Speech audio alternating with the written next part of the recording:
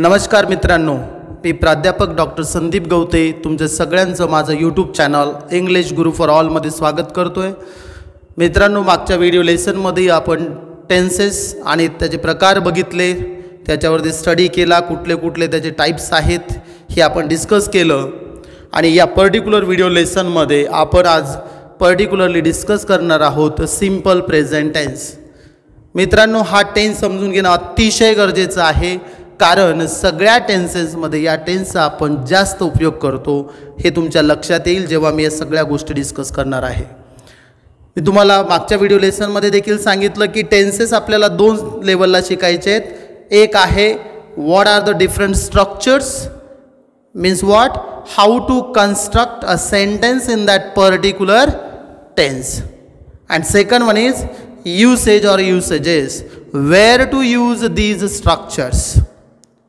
थोडक्यात कसं, for example, I know how to, you can say assemble and dissemble a car. म्हणजे एखादी गाडी असेल, तिचे पूर्ण पार्ट एकत्र बसवणे, पूर्ण पार्ट परत काढून ठेवणे, हे मला जमतं आहे. But how to drive that car, हे जर जमत नसेल, म्हणजे काय, I know structure but I don't know usage of that car.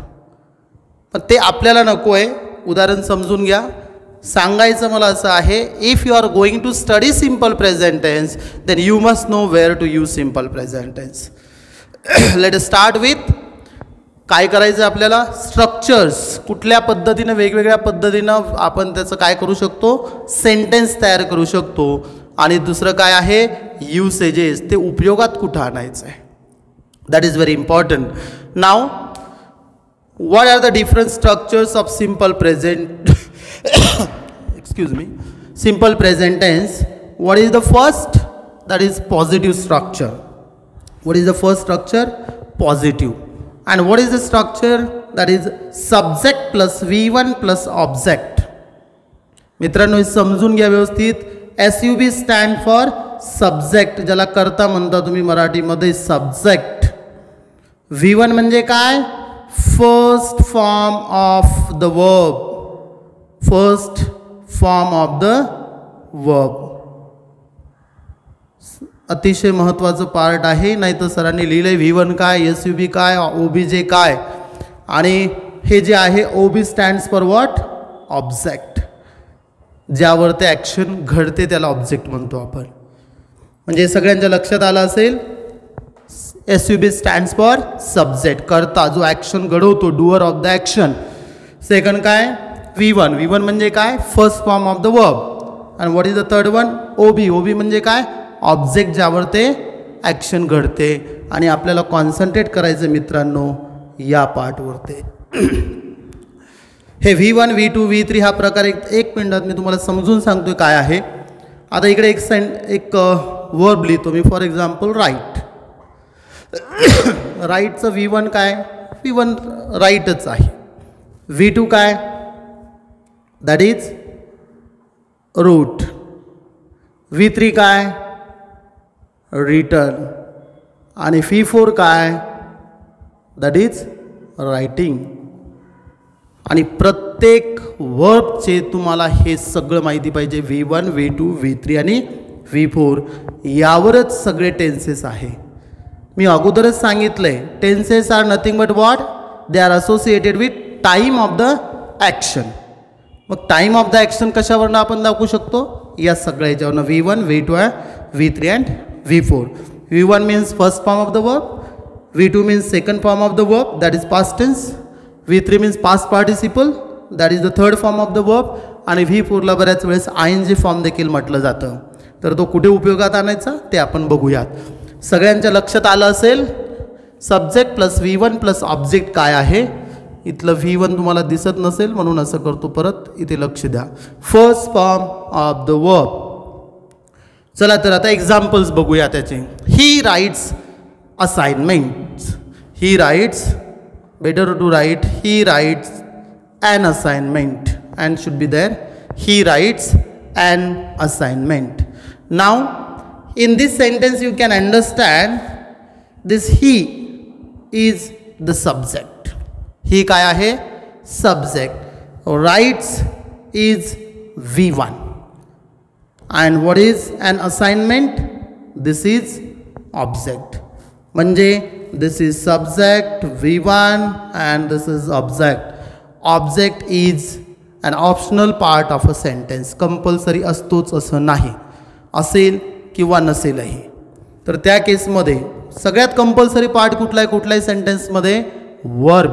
Without verb you cannot construct a single sentence. सगळ्यांनी लक्षात घ्या. म्हणजे तुम्हाला जेवढे वर्ब्स माहिती असतील तेवढं महत्त्वाचं आहे. तर या केसमध्ये तुमच्या लक्षात आलं असेल subject plus V1 plus object कसं आहे. सेकंड, आता हे यस आणि ईएसचा मी बोलतो नंतर, जरा एकदा समजून घ्या सेंटेन्सेस अगोदर. सेकंड सेंटेन्स आहे she is a teacher. She is a teacher. या केसमध्ये what is she? This is subject, this is V1 and what is this one? A teacher. This is nothing but what? Object.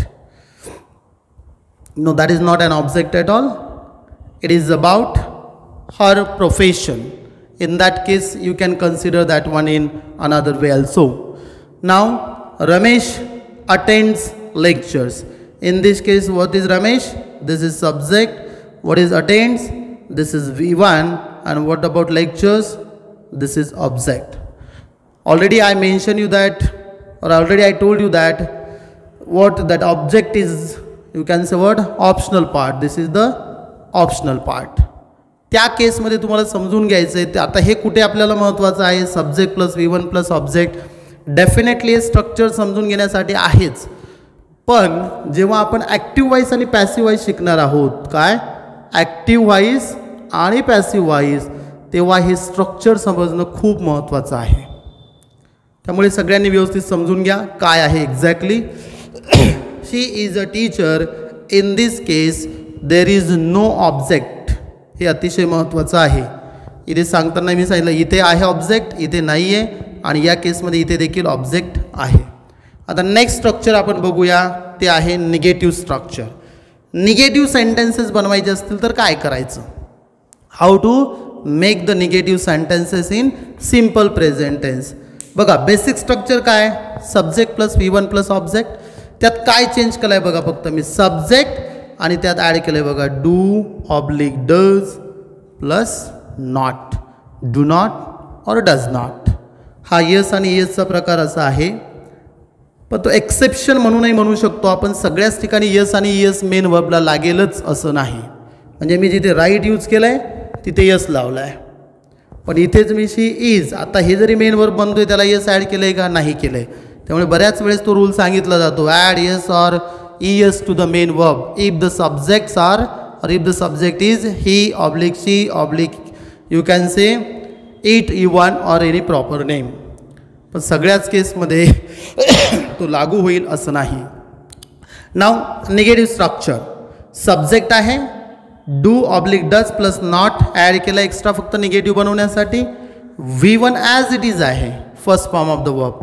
Object as it is आहे, फक्त change काय झाला आहे? Do not or does not. You can use the contractions also, don't or doesn't, that is also possible. Examples बघा. Ranjish does not know the facts. Ranjish झालं subject, does not helping verb, know V1 and the remaining part is what? Object. Now second one is what? They do not want it. They do not want it. परत subject हे काय? This is the helping verb and want is V1 and what is it? This is the object. परत इथे do not आणि does not कुठे use करायचं हे आपण बघूयात. इथेच मी लिहितो, जरा लक्ष देईल तुमच्या. he, she, it, proper name.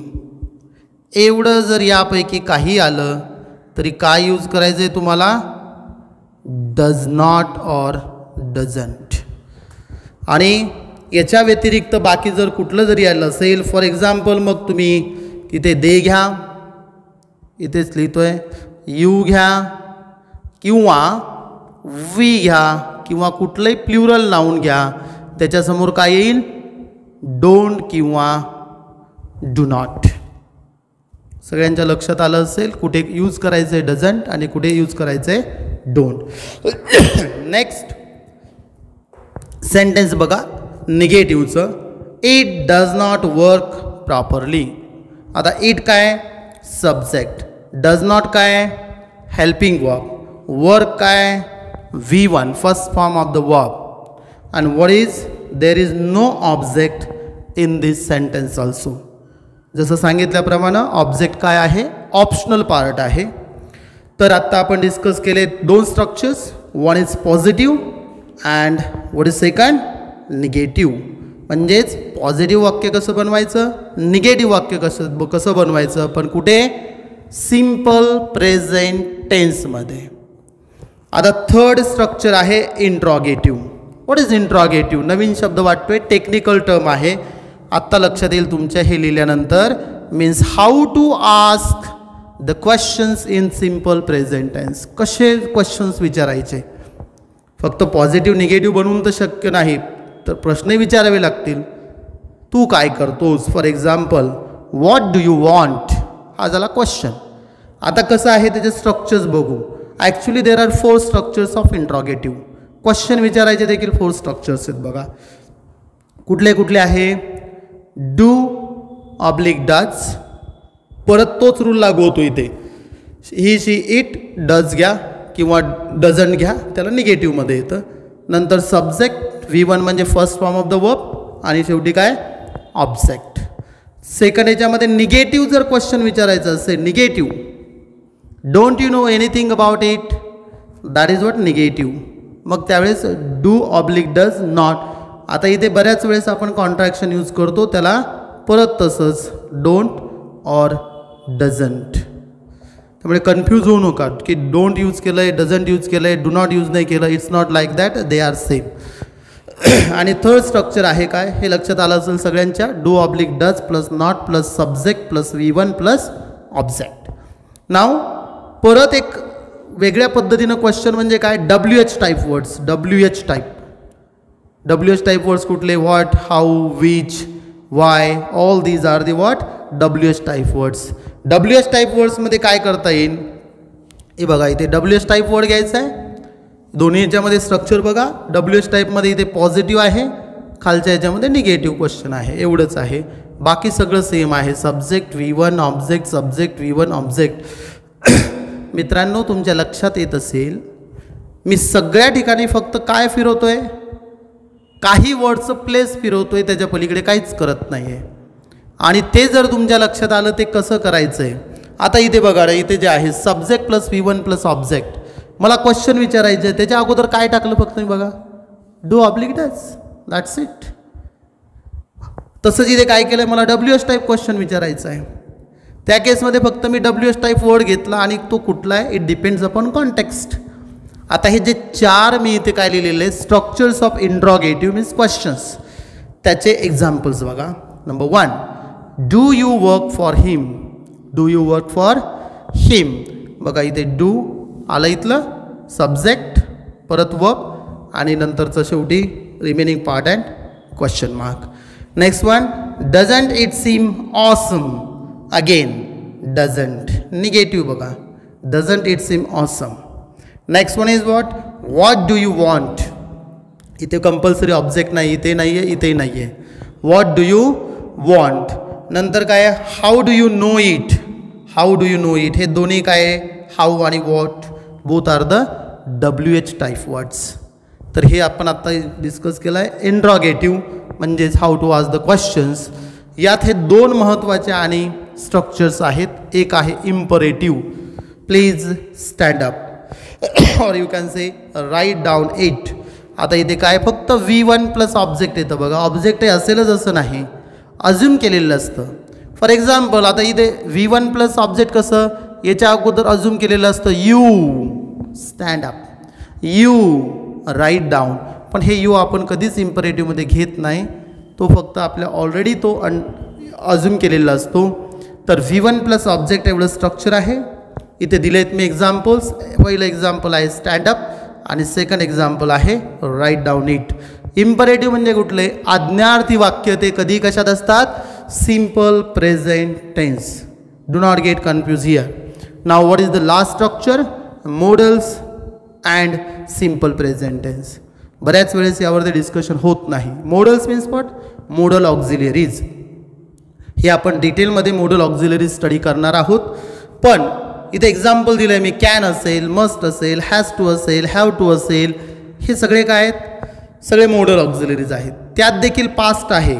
पण मोडल, काही मोडल ऑक्झिलरीज ज्या प्रेझेंट फॉर्ममध्ये आहेत त्याचा आपल्याला यूज कसा करता येतो कुठे? That is in simple present tense. You need to understand. Structure काय आहे हे बघा, इथे लिहिलं आहे आय कॅन डू इट. म्हणजे आय काय झालं आहे? सब्जेक्ट. कॅन काय झालं आहे? मोडल. डू काय झालं आहे? V1. इट काय झालं आहे? ऑब्जेक्ट. झालं स्ट्रक्चर. सेकंड एक्झाम्पल तसंच दिलं आहे मी. He must follow me. ही काय? Subject. Must modal. Follow V1 me. परत ऑब्जेक्ट. मित्रांनो बघा, मी मुद्दाम तो रूल इथे लिहिला नाही. कुठला? ॲड येस ऑर इयस टू मेन वर्ब. आता बऱ्याच ठिकाणी एक्सेप्शनमध्ये इथेच जाणवतं आहे की ते प्रत्येक ठिकाणी लागू होत नाही. कुठे लागू होतं आहे ते ऑलरेडी सांगितलं मी तुम्हाला, आणि ते तुम्हाला समजणं गरजेचं आहे आणि त्यासाठी प्रॅक्टिस खूप महत्त्वाची आहे. सगळ्यांनी परत लक्षात घ्या, आपण काय काय घेतलं आहे स्ट्रक्चर्समध्ये? Positive structure, negative structure, then interrogative structure. After that we discussed what? Imperative structure. And what is the last structure? That is modals and simple present tense. आता आपण यानंतर घेणार आहोत, यातच कंटिन्यू करणार आहोत युसेजेस. मित्रांनो आत्ता आपण सगळे स्ट्रक्चर्स बघितले सिम्पल प्रेझेंट टेन्सचे. आता त्याचा यूज कुठे करायचा माहिती झालं आहे की या पद्धतीनं सेंटेन्स तयार करायचं आहे. पॉझिटिव्ह असेल, निगेटिव्ह असेल, इंट्रॉगेटिव्ह असेल, इम्परेटिव्ह असेल, आणि त्याच प्रकारे कुठलं असेल? मोडल्सचा यूज करून तयार केलेले सेंटेन्सेस असतील. आता आपण युसेजेस बघूया कुठे यूज करायचं आहे. सगळ्यात पहिला आणि महत्त्वाचा यूज आहे सिम्पल प्रेझेंट टेन्सचा. तो आहे टू इंडिकेट हॅबिज्युअल ॲक्शन. हॅबिज्युअल म्हणजे काय मित्रांनो? सगळ्यांनी युसेजेस समजून घ्या. तर आणि तरच सिम्पल प्रेझेंट टेन्स शिकून फायदा आहे, समजून फायदा आहे, otherwise no. If you are talking about your habits daily, you can say work. If you are talking about that you have to use simple present tense. Example बघा. I wake up in the morning. In the morning म्हणजे मी सकाळी लवकर उठतो म्हटलं in the morning. I wake up early in the morning म्हटलं तरी चालेल. इथे अर्ली वर टाकतो मुद्दाम म्हणून. I wake up in the morning. बघा इथे आपल्याला टाईम डिफाईन होतोय का? ॲक्शन कधी घडते? एक्झॅक्ट टाईम कळतोय का? नाही कळत. सिम्पल प्रेझेंट टेन्सला परत simple indefinite or present indefinite tense म्हणतात. कुठला? Present indefinite. Indefinite tense. Indefinite म्हणजे काय? We cannot understand the time of an action. आपल्याला वेळ कळत नाही एक्झॅक्ट म्हणून. तर वाक्य लिहिलं आहे मी इथे. Habitual action I wake up early in the morning. म्हणजे हॅबिट आहे, दररोजची सवय आहे, त्यामुळे आपण इथे काय यूज करतोय? Simple present tense. सेकंड काय? To denote universal truth. Universal that cannot be changed. जगाच्या कुठल्याही कोपऱ्यात जा, कुठेही जा, हे कधीही बदलणार नाही. Example. Two and two makes four. Two and two makes four. मला सांगा आत्ता भारतामध्ये 2 आणि 2 किती होतात? किंवा 2 + 2 4 होतात. आणि if you are going to visit any other country, you can say Canada, तिथे काय 3 होणार आहेत का? नाही. यालाच काय म्हणायचं? दिस इज युनिव्हर्सल ट्रूथ. बऱ्याच वेळेस याला एक्झाम्पल म्हणून काय दिलं जातं? The earth revolves around the sun. पृथ्वी कशाभोवती फिरते? सूर्याभोवती. हे काय? युनिव्हर्सल ट्रूथ आहे, कधी बदलणार नाही. त्यामुळे सायन्समध्ये बघा, सगळे बऱ्यापैकी सगळे लॉज कशामध्ये यूज केलेले असतात? कुठला टेन्स असतो? Simple present tense. न्यूटननं लॉ जरी मागे लिहिले असेल जेव्हा, तो पास्टमध्ये जातोय का आता? नाही, सिम्पलमध्ये. If you throw something in the air that comes down to the earth, कशामध्ये सांगतोय मी? Simple present टेन्समध्ये. ते कधीही बदलणार नाही. That is why you have to use this one properly to denote universal truth, वैश्विक सत्य ज्याला म्हणता. थर्ड यूज आहे to make general statement. I don't want it. Example बघा, आय डोंट नो, मला माहिती नाही. जनरल स्टेटमेंट आहे. या पद्धतीने जनरल स्टेटमेंट्स तयार करण्यासाठी देखील कशाचा उपयोग होतो? सिम्पल प्रेझेंट टेन्सचा. नंतर इन क्रिकेट कॉमेंट्री, हे अतिशय महत्त्वाचा आणि स्पेशल यूज म्हटला जातो. Action is going on, you can say in the ground, in the stadium, but in that case even they are using what? Simple present tense. Example, Virat hits 6.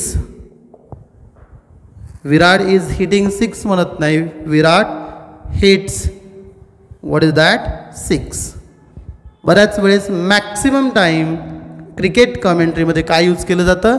Simple present tense. नंतर आहे sayings and प्रॉवर्ब्स, म्हणी वाक्प्रचार ज्याला म्हणतो आपण. Where there is a will, where there is a will there is a way. इच्छा तेथे मार्ग. कुठला टेन्स आहे? Simple present tense. And what is the next one? To indicate an action which is going to happen in near future but it is pre plan. बघा किती महत्त्वाचं आहे. आपण फ्युचर टेन्स स्टडी करणार आहोतच, पण फ्युचर टेन्सचा उपयोग जो होतो तोच याचा देखील होऊ शकतो, फक्त ॲक्शन प्री प्लॅन पाहिजे.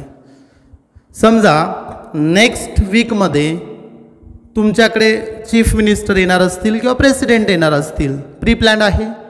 त्या केसमध्ये तुम्ही कसं सेंटेन्स करू शकता बघा. The president, what is that? The president visits the next week. The next week pre plan आहे, फ्युचर ॲक्शन आहे, तरी देखील आपण कुठला टेन्स यूज करतोय? Simple present tense. मित्रांनो, हे सगळे युसेजेस आहेत सिम्पल प्रेझेंट टेन्सचे आणि हे समजून घेणं गरजेचं आहे. परत एकदा रिवाईज करतो की दोन गोष्टी टेन्सेस समजून घेताना करायच्या शिकताना. वन इज स्ट्रक्चर्स आणि दुसरं काय आहे? usages, and you need to make a variety of sentences by using these particular tenses or these subtypes. It may be simple present tense, present continuous tense or other subtypes. Thank you so much. I request you all to subscribe my YouTube channel and then share and like.